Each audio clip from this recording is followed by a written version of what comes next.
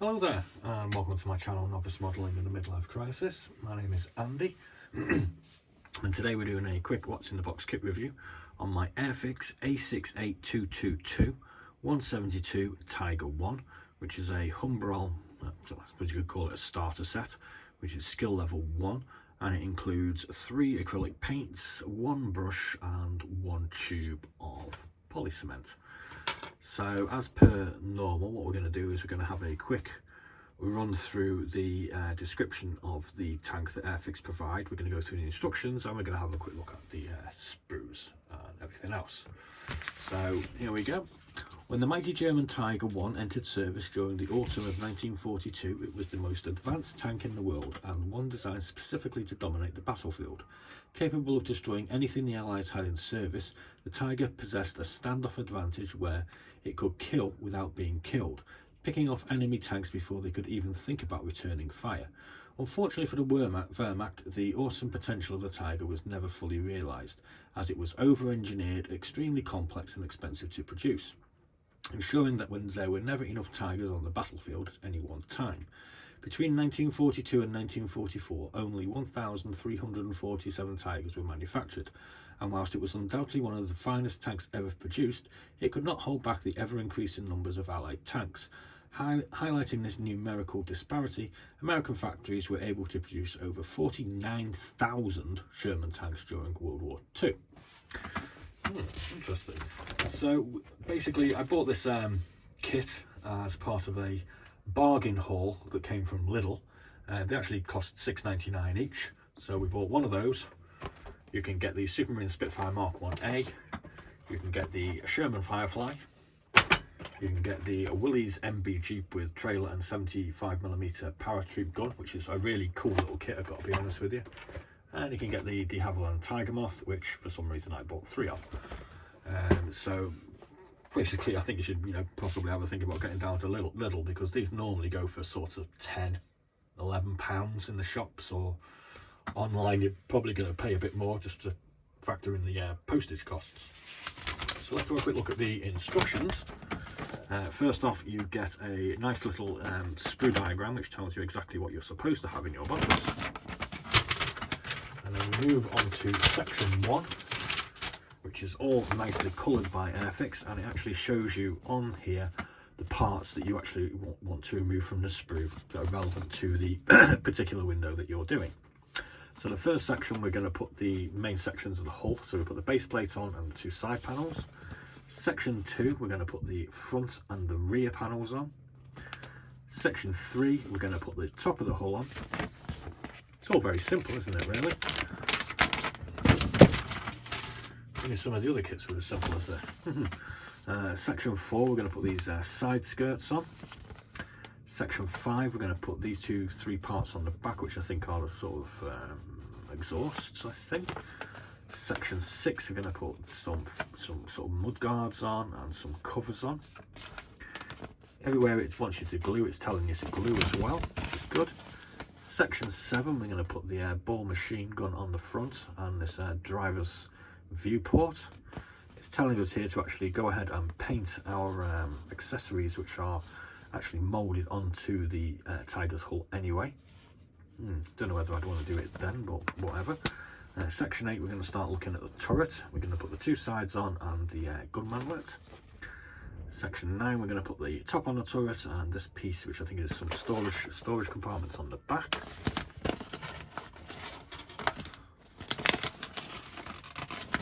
Oh, come here. Butterfingers. Section 10, we're going to put the famous 88mm anti-tank gun on. We're going to put these little ports on as well. Section 11, we're going to start looking at the tracks, which are obviously one piece, and then we end up with something like that. That's the general hope anyway, I think. Obviously you don't want to glue the turret in place. Now on the back we get a full painting diagram, which is quite easy because it's just depicted plain, obviously this one, but obviously you can not use the provided colours and paint it whatever colour you want. And it tells us that this is a Panzerkampfwagen Tiger 1 Aus E of the 334th Schwer Panzerarbeitung, 503, Russia, July 1944. And this is tank number 334. So there we go. Let's have a quick look at the sprues. So obviously this is the main sprue, which comes with these side panels. You can see that we've got some detail on the drive sprockets here.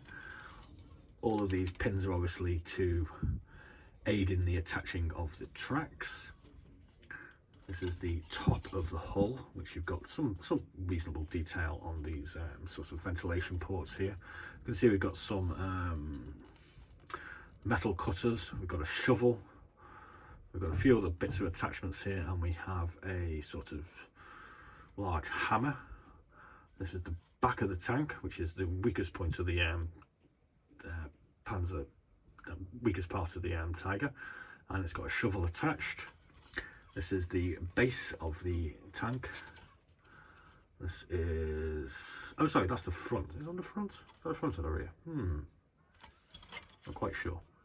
It's either the front or the rear. Whatever. And then we've got these side skirts which go on as well, and that's definitely the rear. So I'm not quite sure what that is. Oh, that goes on the back here. So that's the lower rear, and that's the top rear. On our next sprue, we're looking at our turret, and as you can see, we've got some detail on the commander's cupola here. We can see another crewman's hatch. There's our 88mm anti-tank gun. Looks like it needs a bit of smoothing off. That it's got a few sort of blemishes on it that I don't think are supposed to be there. Can you see that? Not too great. We've got a few other small pieces here. That looks like some sort of jack. I think that's the viewport for the driver. These are the sort of rear mud guards that go on the back. These are part of the exhaust system. That's the gun mantlet. And that's the storage compartment that goes on the back of the turret. Now the tracks, as we can see, interesting. Seems to be two sets. Let's just have a quick look at the instructions there. See what's going on. Not quite sure what's going on there. Oh, they both go together. Alrighty, yeah. Fair enough. Okay, so these tracks here, you need to actually stick them together. So 1 + 1 is a complete set. Kind of interesting why they've done that. Don't know, but kind of interesting. You can see the tracks have got some definite definition on them. We've got some quite clear nuts and what have you on the road wheels. A little bit of snips and things that need to come off it. That looks all quite nice, doesn't it? The rest of the things that you get in the box, you get these 3 colours. Obviously this one, number 94, that's the main body of the tank. We've got some black and we've got some grey, which are probably mostly going to be used up for sorts of the machine guns, the accessories, and obviously our tracks. I'm getting a large collection of these paints together now. I've got myself another Humbrol Airfix number 2 brush.